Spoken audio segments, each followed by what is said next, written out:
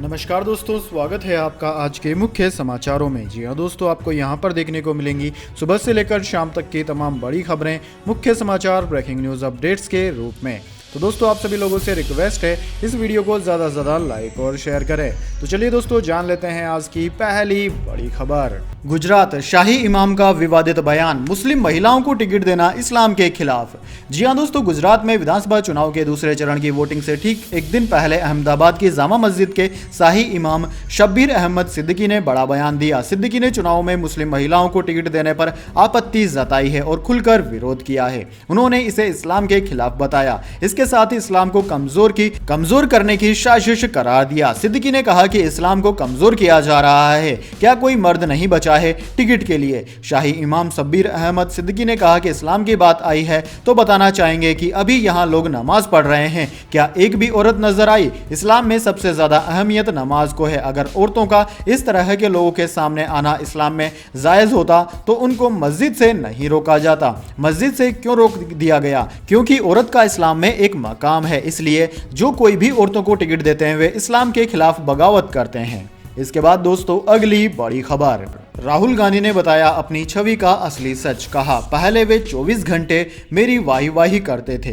जी हां दोस्तों, कांग्रेस के पूर्व अध्यक्ष राहुल गांधी ने भारत जोड़ो यात्रा के बीच अपने राजनीतिक जीवन पर बड़ा बयान दिया। उन्होंने कहा कि जब वह राजनीति में नए आए थे तो मीडिया ने 4-5-6 साल उनकी जबरदस्त प्रशंसा की। राहुल गांधी ने कहा कि मीडिया 24 घंटे मेरी वाह करते नहीं थकता था, लेकिन उसके बाद कुछ ऐसा हुआ कि सब कुछ बदल गया। राहुल गांधी ने यह बातें अपने नए वीडियो में कही। इस वीडियो में उनकी भारत जोड़ो यात्रा और राजनीति के उनके पुराने दिनों का कलेक्शन है। इस वीडियो में राहुल गांधी ने कहा कि राजनीति में प्रवेश करते ही मैंने 2 मुद्दे उठाए, एक था नियमगिरी और दूसरा था भट्टा परसोल। मैंने गरीबों की बात की। जब मैंने जमीन पर गरीबों के अधिकारों की रक्षा की बात की तो मीडिया का तमाशा शुरू हो गया। हम आदिवासियों के लिए पैसा, कानून और उनके भूमि अधिकार के लिए नए कानून लाए। ठीक इसके बाद मीडिया ने 24 घंटे मेरे विरोध में लिखना शुरू कर दिया। राहुल गांधी ने कहा कि जो संपत्तियां महाराजाओं की थी उन्हें कानून के जरिए जनता को दिया गया, लेकिन बीजेपी ठीक इसके उलट काम कर रही है। वह जनता से उन संपत्तियों को वापस लेकर महाराजाओं को दे रही है।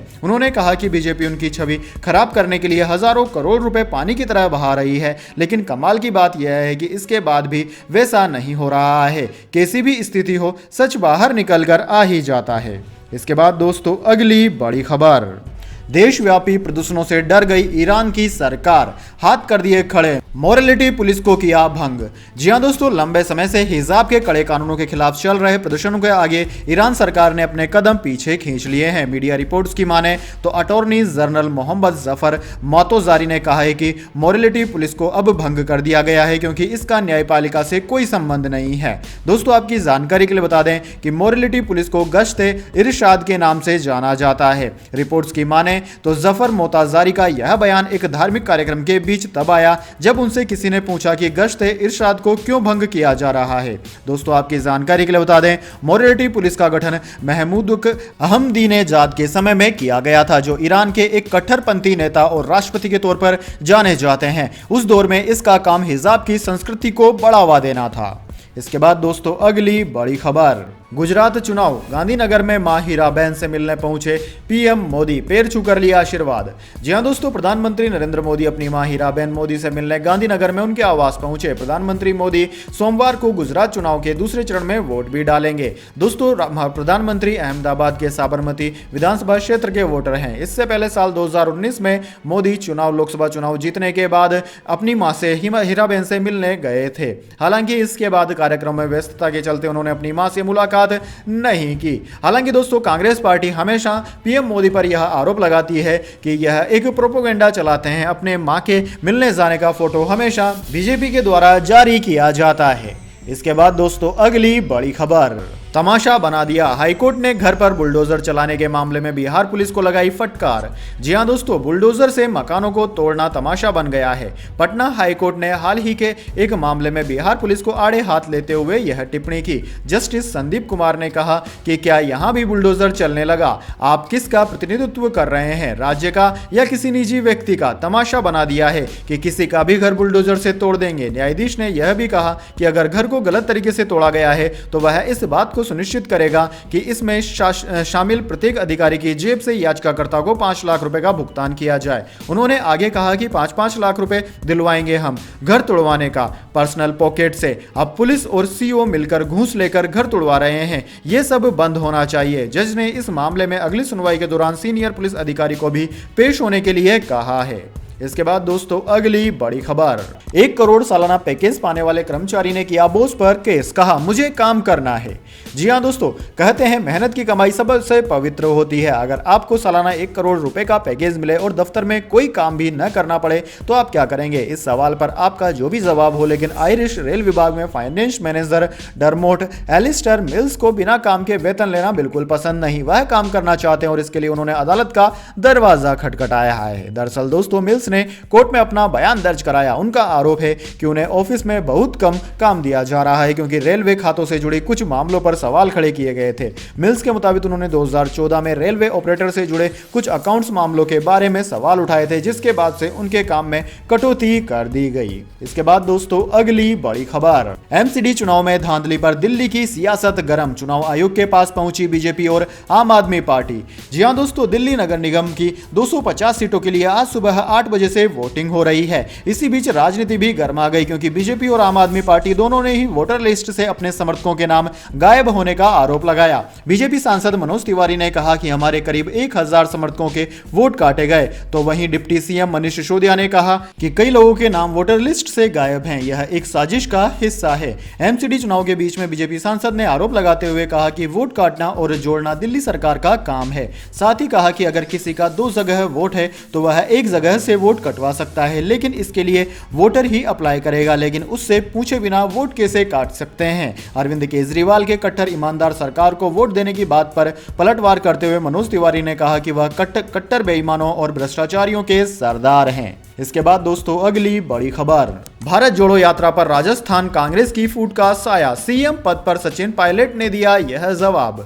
जी हां दोस्तों, कांग्रेस की भारत जोड़ो यात्रा पर राजस्थान कांग्रेस की जग जाहिर फूट का असर दिखाई पड़ सकता है। इसकी उम्मीद जताई जा रही है कि रविवार को ही झालावाड़ में सचिन पायलट का पोस्टर हटाने को लेकर उनके समर्थकों ने प्रदर्शन किया। इस बीच कांग्रेस नेता और पूर्व उप मुख्यमंत्री सचिन पायलट ने पार्टी में गुटबाजी की खबरों को खारिज किया। सचिन पायलट ने कहा कि राजस्थान कांग्रेस पूरी तरह एकजुट है। फिलहाल भारत जोड़ो यात्रा को अन्य राज्यों के मुकाबले अधिक सफल बनाने पर ध्यान है।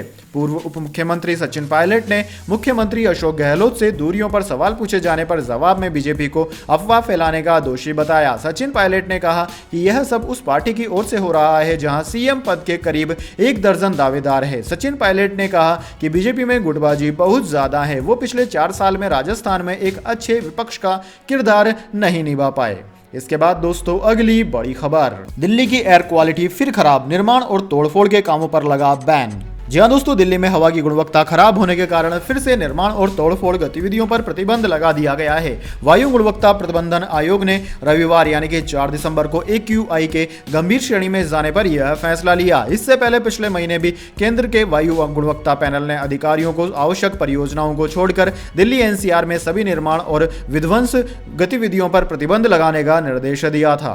कुछ दिन बाद AQI में सुधार होने पर उस प्रतिबंध को हटा दिया गया था। हालांकि अब एक बार फिर से खराब श्रेणी में वायु गुणवत्ता को देखते हुए इस प्रतिबंध को लागू कर दिया गया है। दिल्ली में रविवार को AQI 400 मापा गया, जो शनिवार को दर्ज किए गए AQI से भी ज्यादा खराब था। इसके बाद दोस्तों अगली बड़ी खबर, अंकिता भंडारी के हत्यारों का नार्को टेस्ट होगा। उत्तराखंड पुलिस बोली सबूत पुख्ता करना चाहते हैं ताकि आरोपियों को कड़ी सजा मिले। जी हां दोस्तों, उत्तराखंड वनतारा रिसोर्ट की receptionist Ankita Bhandari murder case के सभी आरोपियों का नार्को टेस्ट होगा। इसके लिए कोर्ट में अपील कर दी गई है। मंजूरी मिलते ही नार्को टेस्ट कराया जाएगा। टेस्ट कराने के बाद ही अंकिता भंडारी हत्याकांड की चार्जशीट कोर्ट में पेश की जाएगी। हत्या के आरोपियों ने 18 सितंबर को अंकिता भंडारी को चिल्ला नहर में धकेल दिया था। अंकिता की लाश 24 सितंबर को मिली थी। रिपोर्ट्स के मुताबिक पुलिस का कहना है कि वह तीनों आरोपियों के खिलाफ सबूत को पुख्ता करने और सजा को कठोर से कठोर दिलवाना चाहती है, इसलिए केस को स्ट्रॉन्ग करने के लिए वह नार्को टेस्ट करवा रही है। इसके बाद दोस्तों अगली बड़ी खबर, सलमान खान ने पूरी की किसी का भाई किसी की जान की शूटिंग। फिल्म से यह लुक किया शेयर, देखकर उड़ जाएंगे होश। जी हां दोस्तों, काफी दिनों से सलमान खान अपनी फिल्म किसी का भाई किसी की जान की शूटिंग में बिजी थे।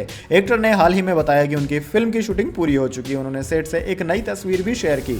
इस फिल्म में सलमान लंबे बाल और दाढ़ी में दिख रहे हैं। उनका यह लुक पहले से ही एक ट्रेंड बन गया है। यह फिल्म एक्शन और मनोरंजन से भरपूर होने वाली है। इस फिल्म में सलमान के साथ शहनाज गिल और पलक तिवारी भी नजर आएंगे। सोशल मीडिया पर सलमान खान के एक पोस्टर डालकर कैप्शन लिखा कि शूटिंग खत्म हो चुकी है, किसी का भाई किसी की जान ईद 2023 में आ रही है। फोटो में अभिनेता काले रंग के आउटफिट के साथ एक कलरफुल जैकेट पहने नजर आ रहे हैं और उनके बाल काफी बड़े हुए हैं।